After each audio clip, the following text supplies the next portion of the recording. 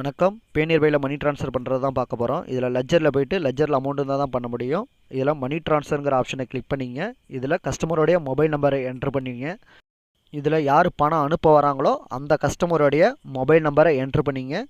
Enter பண்ணிங்கன்னா இதுக்கு ஒரு ஓடிபிக்கு வந்து ஒன் டைம் கேஒய்சிக்கு வந்து 10 ரூபா சார்ஜஸ் பண்ணுவாங்க. கண்டினியூ வித் வெரிஃபிகேஷன் அந்த ஆப்ஷனை கிளிக் பண்ணிவிடுங்க.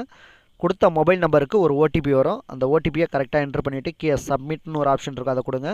இல்லை யார் வந்திருக்காங்களோ கஸ்டமர் யார் வந்திருக்காங்களோ அவங்களுடைய ஆதார் நம்பரை என்ட்ரு பண்ணிவிட்டு டிவைஸ் அதாவது பயோமெட்ரிக் மூலயமா அவங்கள்ட்ட வெரிஃபிகேஷன் பண்ணணும். டிவைஸை கனெக்ட் பண்ணிவிட்டு கீழே ஒரு ஆப்ஷன் இருக்கும், அதை கொடுத்துட்டு கீழே ஸ்கேன் அண்ட் வெரிஃபைன்னு இருக்கும், அதை கொடுத்துருங்க. ஃபிங்கர் வெரிஃபிகேஷன் ஆனதும் ஃபுல் டீட்டெயில் கஸ்டமருடைய ஃபுல் டீட்டெயில் உங்களுக்கு அது கொடுத்துரும். ஏன்னா பணம் யார் அனுப்புகிறாங்கங்கிற ஃப்ரம் டீட்டெயிலு இது ஆட்டோமேட்டிக்காக எடுத்துக்கும். இந்த கஸ்டமர் பார்த்திங்கன்னா ஆல்ரெடி 3 அக்கௌண்ட்டுக்கு பணம் அனுப்பிச்சிருக்காங்க. புதுசாக பணம் அனுப்பணும் அப்படின்னு சொன்னாங்கன்னா மேலே டாப்பில் ஆடுன்னு ஒரு ஆப்ஷன் இருக்கும். அந்த ஆடை கிளிக் பண்ணிவிட்டு அங்கே வந்து பார்த்திங்கன்னா ஐஎஃப்சி கோடு, அந்த ஐஎஃப்சி கோடு அடித்ததுக்கப்புறம் தான் கீழே உங்களுக்கு வந்து அக்கௌண்ட் நம்பர் என்ட்ரு பண்ணுற ஆப்ஷன்லாம் வரும். அதுக்கப்புறம் பெனிஃபிட் நேம் எல்லாமே கொடுத்துட்டு கீழே ஒரு பாக்ஸ் இருக்கும், அதை கிளிக் பண்ணிவிட்டு சேவ் அண்ட் கண்டினியூ கொடுத்து பண்ணிக்கலாம். நான் பழைய அக்கௌண்ட்டுக்கு தான் அனுப்ப போகிறேன். கீழே ஒரு அக்கௌண்ட்டை சூஸ் பண்ணிவிட்டு அந்த அக்கௌண்ட்டை சூஸ் பண்ணிவிட்டு டாப்பில் ஒன்லி அமௌண்ட்டு மட்டும், ஏன்னா ஆல்ரெடி நம்ம அனுப்புனதுனால ஃப்ரம் டு எல்லாமே கரெக்டாக இருக்கும். மேலே அமௌண்ட்டு மட்டும் நம்ம இப்போ என்ட்ரு பண்ணிக்கிறோம். 1000 ருபீஸ் அமௌண்ட்டு என்ட்ரு பண்ணிவிட்டு கீழே கண்டினியூங்கிற ஆப்ஷன் கொடுக்குறோம். இப்போ அடுத்தது பார்த்திங்கன்னா ஃப்ரம் டு எல்லாமே கிளியராக காமிக்கும். மறுபடியும் கன்ஃபார்ம் பண்ணிக்கிங்க. கன்ஃபார்ம் பண்ணிக்கிட்டு அந்த மொபைல் நம்பருக்கு கஸ்டமருடைய மொபைல் நம்பருக்கு மறுபடியும் ஒரு ஓடிபி வரும். அதில் கெட் ஓடிபின்னு ஒரு ஆப்ஷன் இருக்கும்.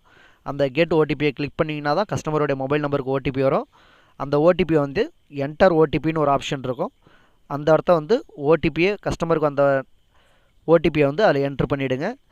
ஓடிபி என்ட்ரு பண்ணிவிட்டு சப்மிட் ஓடிபின்னு ஒரு ஆப்ஷன் இருக்கும். அதில் வந்து பார்த்திங்கன்னா சப்மிட் ஓடிபி அப்படிங்கிறத சூஸ் பண்ணிங்கன்னா அந்த ஸ்டேட்டஸ்ன்னு இருக்கிற இடத்த வந்து பார்த்திங்கன்னா க்ரீன் கலரில் டிக் வரும். அப்படி வந்தால் மட்டும்தான் ஓடிபி அது சக்ஸஸாக எடுத்திருக்கு.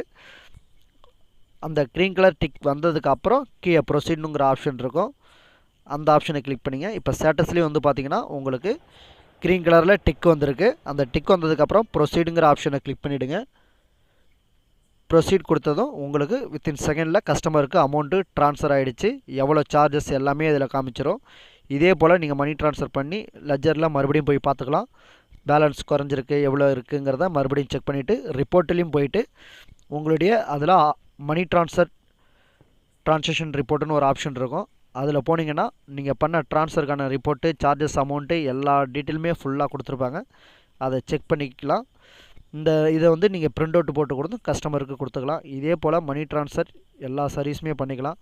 ஐடி தேவைப்படுறவங்க நம்மளோட டிஸ்கிரிப்ஷனில்